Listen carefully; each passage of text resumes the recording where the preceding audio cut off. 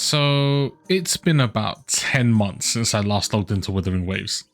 The last thing I remember was 100%ing Mount Firmament, getting Changli and her weapon, and the rest is kind of a blur, but all I know is I stopped playing not long after. But now we can fast forward to like a week ago. I'm in bed, trapped in that Instagram reel Tsukiyomi at like 3 AM, when I realistically have to be up for work the next day. And I stumble across a reel which made me do a double take.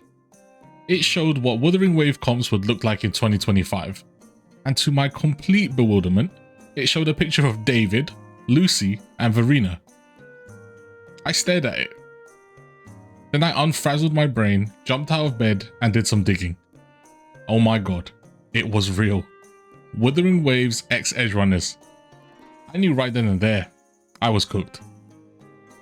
So the next day, I went to go consult my friend who actually plays the game, and he informed me that I would have a mountain of content to do, and like 4 or maybe even 5 5-star characters I would need to pull just to satisfy my meta Mindslave virus.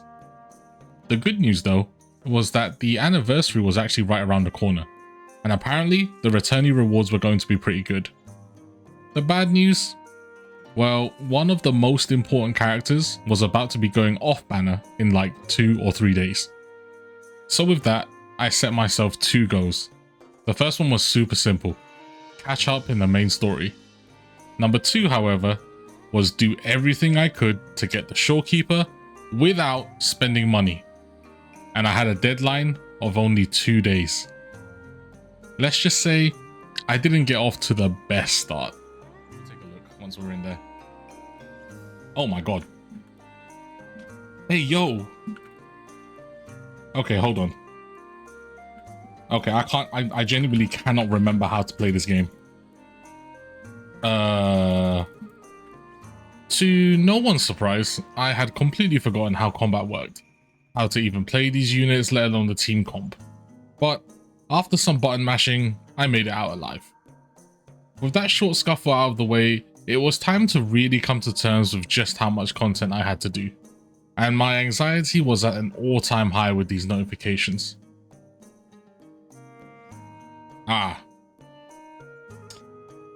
Oof.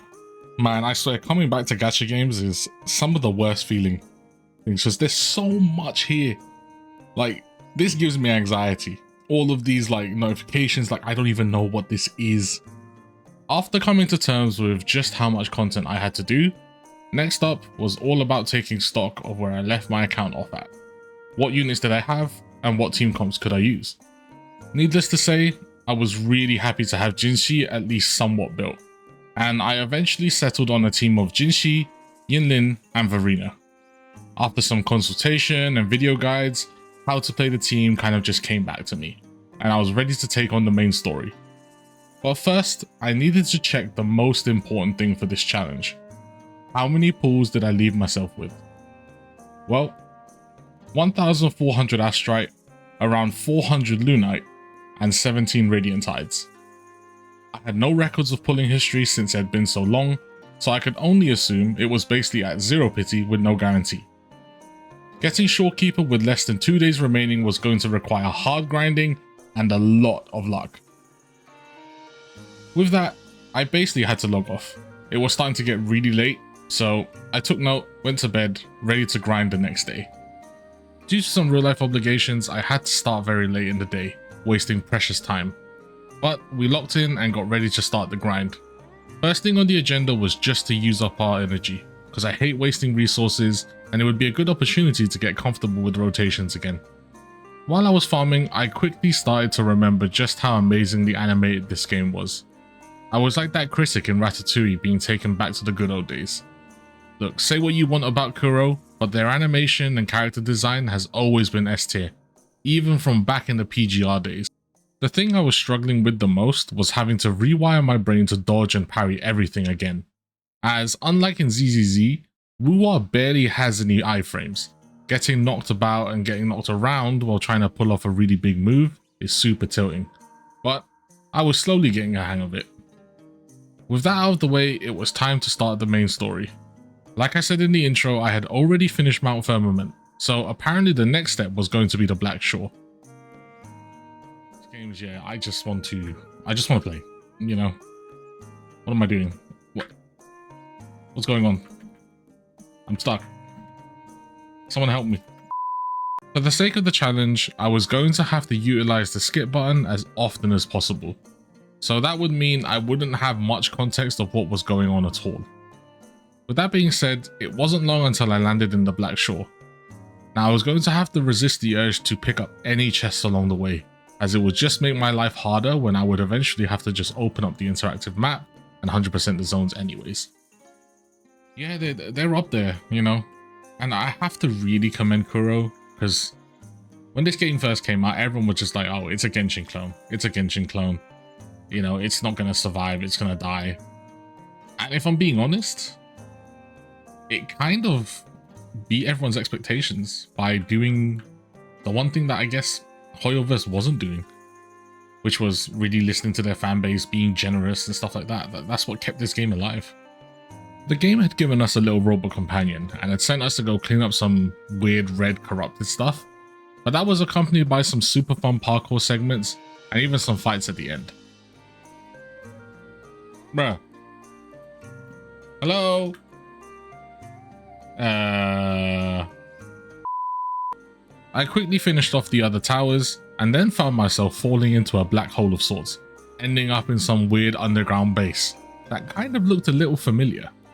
This reminds me of the Honkai Star Rail room where you had like all of the different artifacts and stuff. But down here we were introduced to a pretty fun mechanic ripped directly from Portal. After doing some challenges and some puzzles, we made our way towards the next zone, which had seemingly also been corrupted. I made quick work of the challenges and soon found myself in front of a very familiar enemy. Oh my god, Jesus Christ! This time round, things were a piece of cake. Who would have guessed that knowing how to play the characters would make life so much easier, right? With that foe vanquished, we finally got to meet the beautiful lady who we were doing this all for. She is the Kuma character, right? I'm pretty sure she's the Kuma character.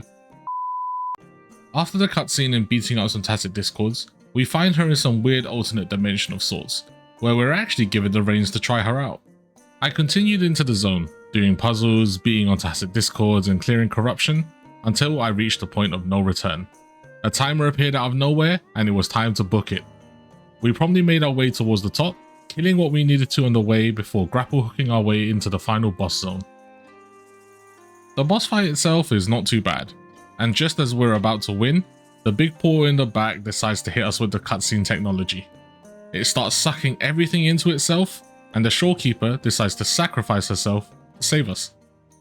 We wake up after a bright flash to find ourselves on some peaceful shore. We find the Shorekeeper and she informs us that this is the Tethys Deep, and not long after, she says her goodbyes. No, don't go. To save the Shorekeeper, it seems we have to fight the Tethys system itself. We do some hacking, we do some surfing, until we find ourselves in front of the big boss. Since I have this guy's moveset completely downloaded, I make quick work of the boss. And then we are greeted by a cutscene where we use the power of friendship to go plus ultra and save the Shorekeeper. You better let her go!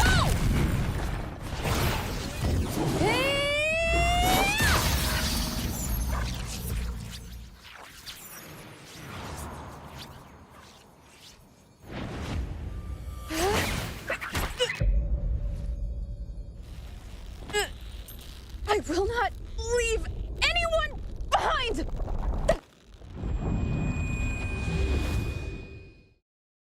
With that and the Shorekeeper saved, we have officially finished the Black Shore, and that means we can move on to the daunting task of Rinascita. After a quick cutscene with Brant and a gondola ride later, we find ourselves in the absolutely stunning region of Rinascita, and I was absolutely loving it. This is more like Italian, isn't it? I go on autopilot and end up finishing Act 1 super quickly. Before I know it, Act 2 is well and underway. Realistically, I have no clue what's going on, but I soon find myself in some kind of hotel mansion thing, doing some kind of Ocean 11 payday heist type shit. We blast through, and end up having to fight a big gargoyle boss. The one main takeaway from this is that Carlotta is probably the most fun unit I've ever played. Every second playing this unit was just amazing. After that, we meet up again with Carlotta, and I'm greeted with one of the coolest cutscenes so far. One which fully cements Carlotta as a must pull for me, just for the source alone. Why did you have to obliterate that one dude? Erased him.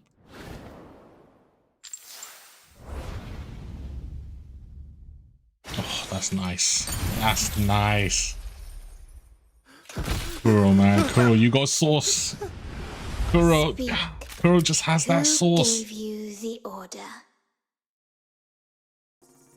With that sorted, we find ourselves fleeing Deathwing from World of Warcraft for some strange reason, until we meet up with Russia, who I find to be quite amusing. Okay. Interesting. That essentially marked the start of Act 3.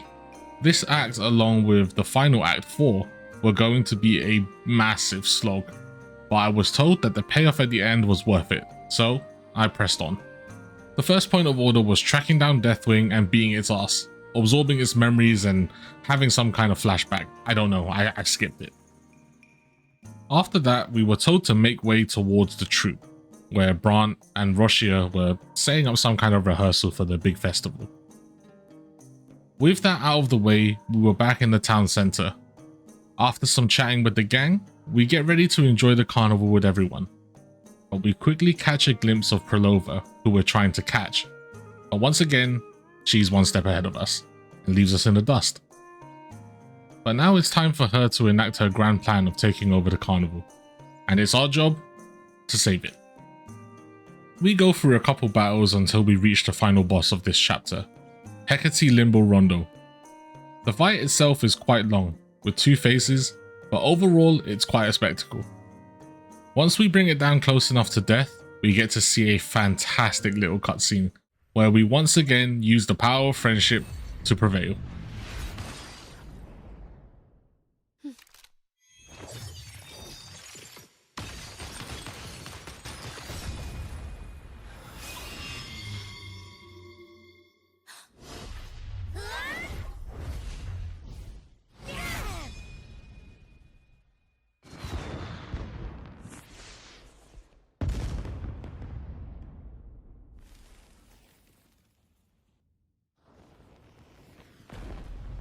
She was wearing a bandage for aura this whole time, just for drip. It's almost time for the final. Her eyes are completely fine. What a fraud, man. The symphony between us What a fraud. has only And that officially marked the end of Act 3, and also the end of the day. I did a little final check before heading to bed, and I only had about 1 day and 9 hours remaining. Accounting for sleep and other activities, that would leave me with maybe 20 hours to finish the main quest and then grind out as many free-to-play Astrite as possible to try and get the Shorekeeper. In my mind, this was entirely possible, but it was going to be cutting it close. We're getting really close to the home straight now. Act 4 has us meeting up with the beautiful Cantarella and then Cartethia. Again, due to all the skipping, I have no real clue where I am or what's really going on. But it seems like my goal is finding some special swords. In our way is more corruption, and a kind of world reversal gravity mechanic thing which ultimately hurts my brain. The quest itself is quite long, but honestly pretty enjoyable. The best part by far is the ability to fly, which, I mean, is just the best mechanic in any open world game, and I just refuse to be proven wrong about that. Oh, yes! This is peak. This is peak right here. Big turn. Oh, shit. Okay, that works. Oh my god. But I digress. After finding all of the swords and beating on some small sub-bosses, we find ourselves at the Path of Bestowal. We tell Cartethia not to worry as we go to face the big boss alone. And let's just say Fleur-de-Lis does not really play around. What ensues is what I would consider one of the best set pieces slash cutscenes I've ever seen in any gacha game, hands down. I'll leave you to watch the rest in peace with my honest reaction. Enjoy.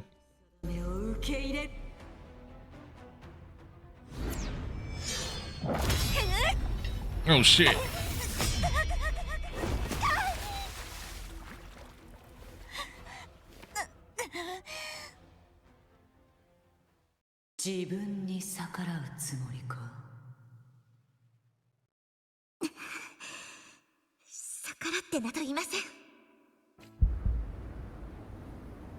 本当に自由を求めるのならここで停滞するわけにはいかない。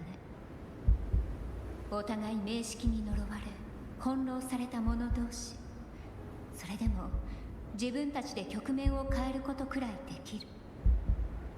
だから他人がどう評価しようと伝わる人に伝わればそれでいいんじゃない？私の気持ちは初めから一つです。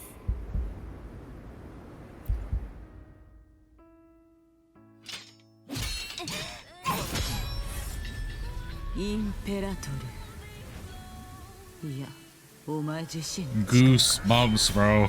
I'm a sucker. I'm a sucker for this stuff. 無駄なあがきを。一人でも救えるなら無駄ではありません。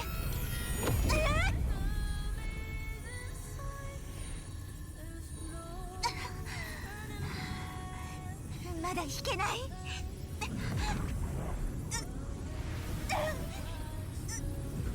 せめてこの檻だけでも。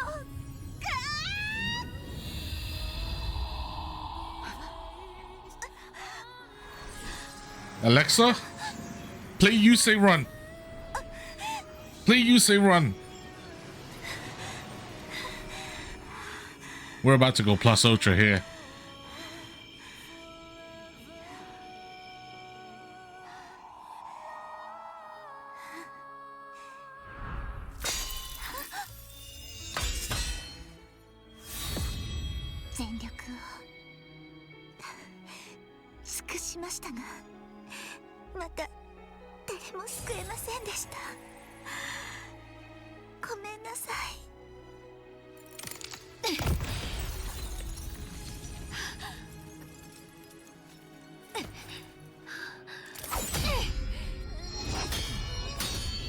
Ooh.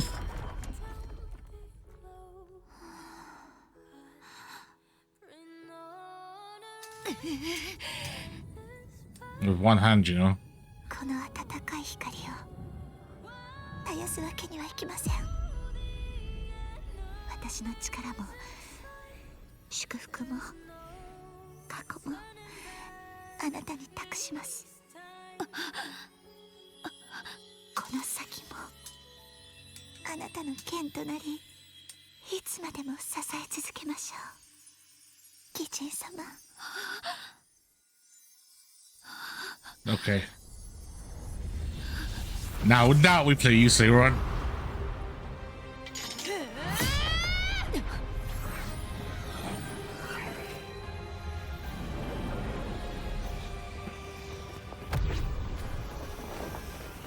Oh shit.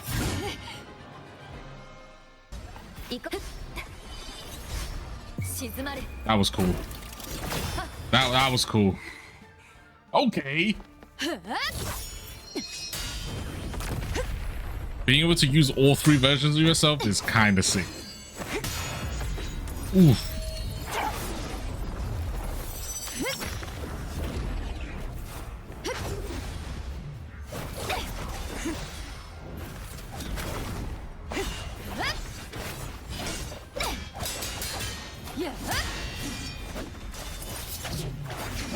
Oh.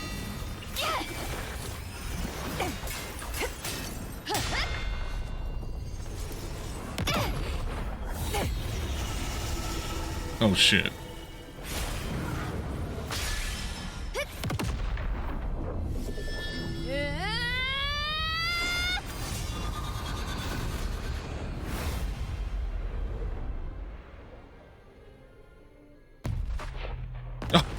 Oh, Kuro. You son of a bitch. You've gone and done it again.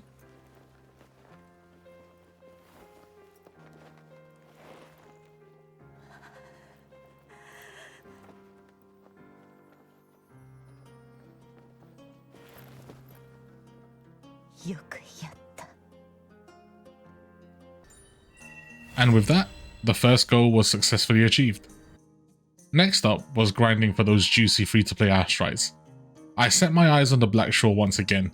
It made the most sense as the starting point, as I would have the best chance of 100%ing the zone before the deadline.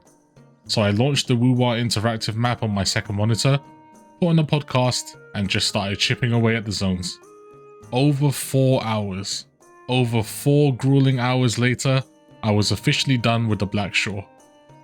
I tried to make a start on Rinascita, but I only managed a handful of chests before I was just too fried. Realistically, I knew at this point that I had done all I could, and that my fate was now in the hands of the gacha gods. So, did we succeed?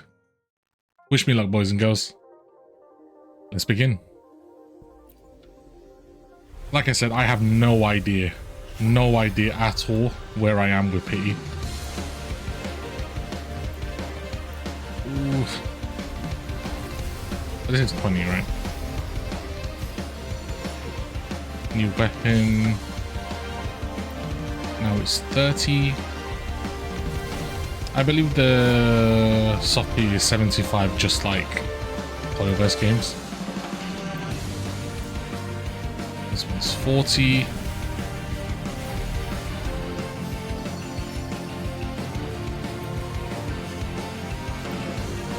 $50. Oh, okay. A little bit early. Okay, I'm not gonna lie. In my past videos, in the past couple of weeks, I've had insane luck on Honkai. I've had insane luck on ZZZ. Will I get a warm welcome with some insane luck? That was a jump scare. That scared me for a second. Come on, boys. Please. Please. No! Punished. Punished. This always happens.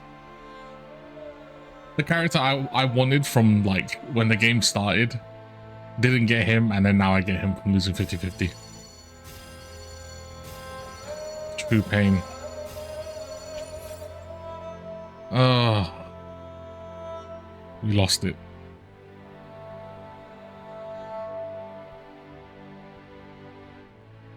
It hurts, boys. It really hurts.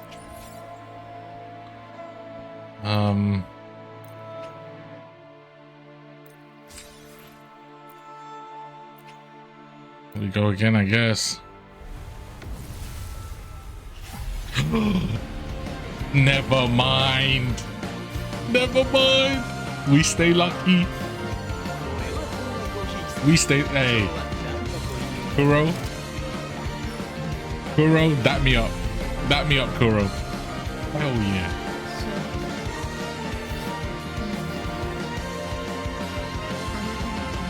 Such a nice introduction video. I love these. Oh, it feels so damn good to get this character. Okay, so we're in a very good spot now. A very, very good spot. And boys and girls, that is it. Look, if you made it this far, thank you so much for watching. This was honestly the most difficult video I have ever made. Over 10 hours of footage and plenty more with scripting and editing. If you enjoyed, please do leave a like. Let me know if you did like it, what I could improve on, and what you would maybe want to see next. Oh, and don't forget to subscribe for more. I'll catch you in the next one, guys. Peace.